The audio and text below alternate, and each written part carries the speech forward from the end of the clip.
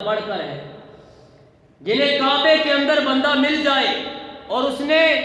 تعویذ لٹکایا ہو، اسے کہتے ہیں ھذا شرک، ھذا بدعہ۔ اس وقت یہ نعرے لگائے جاتے ہیں کہ کعبہ کی حرمت پامال ہو رہی ہے۔ کعبہ شریف کے اندر اگر کوئی بندہ ان کو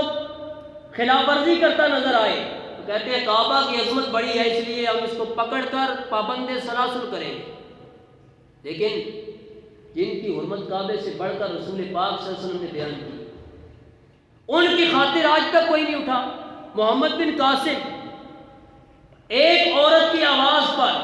فتح کرتا کرتا ملتان تک پہنچائے تو ہمارا چیف آف آرمی صاحب کہ میں حافظ بھی ہوں، میں قرآن کو بھی سمجھتا ہوں، حدیث کو بھی سمجھتا ہوں، تو ہم سوال کرنے کے تو حق بجانب ہے نا کہ آپ اگر قرآن کو سمجھتے ہیں تو ان آیات کا کیا مطلب ہے جن میں فرمایا گیا ہے هو الذی ارسل رسولہ بالہدی ودین الحق لیظہرہ علی الدین کلہ ولو کرہ المشرکون، کہ مشرک تو برا جانتے رہیں گے، آپ اللہ کے دین کو غالب کیجئے، مسلمانوں کی عزتوں کا تحفظ کیجئے۔ تو اس وقت ہمیں اگر کوئی کہے کہ آپ فتنہ کر رہے ہیں، آپ فساد کر رہے ہیں،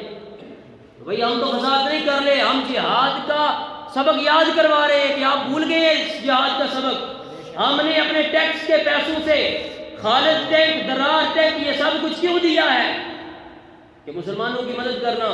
کہ ہم جستے واحد کی مانند ہیں، اگر سر کو تکلیف ہوتی ہے، پاؤں محسوس کرتا ہے، ہمارے سر کچلے جا رہے ہیں، ہمارے پاؤں کچلے جا رہے ہیں، ہمارے ہاتھوں کو قطع کیا جا رہا ہے، وہ چھوٹے بچے بلک رہے ہیں، رو رہے ہیں، کسی کی آنکھ نہیں ہے، کسی کا ناک نہیں ہے، کوئی ہمیشہ کے لیے معذور ہو گیا ہے۔ یہ ساری باتیں موجود ہیں، دیکھنے والوں کے لیے بہت بڑا سبق ہے۔ اور جو غیروں کے اعلی کار بن جائیں، اپنی گفتگو کو سمیٹتے ہوئے غیروں کے اعلی کار بن جائیں، انہیں کیا پتا پھر وہ 1857 کی جنگ آزادی میں سر سید احمد خان اتنی بڑی داڑھی رکھ کے مسلمانوں کا لیڈر اپنے آپ کو شو کر کے کہتا تھا انگلش سیکھو، علی گڑھ یونیورسٹی میں آؤ، انگریزوں کے خلاف جہاد کرنا حرام ہے، کہتا نمازیں صرف 3 ہیں۔ اسی طرح کہتا فرشتوں کی جو صورت ہے یہ بس ایک نیکی کی طاقت ہے اور جن بدی کی طاقت ہے، پورے دین کا حلیہ بگاڑ کے جہاد کا انکار کر کے انگریزوں کے پاس جا کے تنخواہ دار ملازم بن کے 3 پشتوں کا تک پینشن لیتا رہا، اسے لوگ سر کے نام سے تو جانتے ہیں، مگر مجاہد اسلام کے نام پر مولانا کفایت اللہ کافی شہید کو ہی جانتے ہیں، مولانا فضل حق خیر آبادی کو ہی جانتے ہیں۔ تو آج بھی اگر ہم اس روح زمین پر جتنی سانسیں ہماری چل رہی ہیں، اگر اللہ کے دین کی خاطر، رسول خدا صلی اللہ علیہ وسلم کے دین کی خاطر، آپ کے احکامات کے نفاذ کے لیے اپنا مال، جان، عزت، آبرو خرچ کر دیں گے تو پھر ہمارا نام قیامت تک رہے گا کہ اس نے اللہ کی رضا کی خاطر، اللہ کی رضا کی خاطر یہ سب کچھ کیا۔ اگر یاد رکھنا کہ اگر نیت کے اندر فطور آ گیا اور یہ سمجھا کہ مجھے لوگ کہیں، میرا نام پیدا ہو جائے، تو پھر بھی بڑی آزمائش ہے، پھر نام پیدا ہو جائے گا، قیامت والے دن کچھ نہیں ملے گا۔ رب فرمائے گا کہ بس نام تجھے چاہیے تھا، وہ دنیا میں دے دیا، اب جائیے اس لائن میں جہنم کی طرف۔ تو ہمیں ان تمام امور کے اندر غور کرنا ہے کہ ہم جس جگہ پر موجود ہیں ہم نے آواز بلند کرنی ہے، جہاں پر بھی بیٹھے کشمیر کے جہاد کی بات کریں، فلسطین کے جہاد کی بات کریں،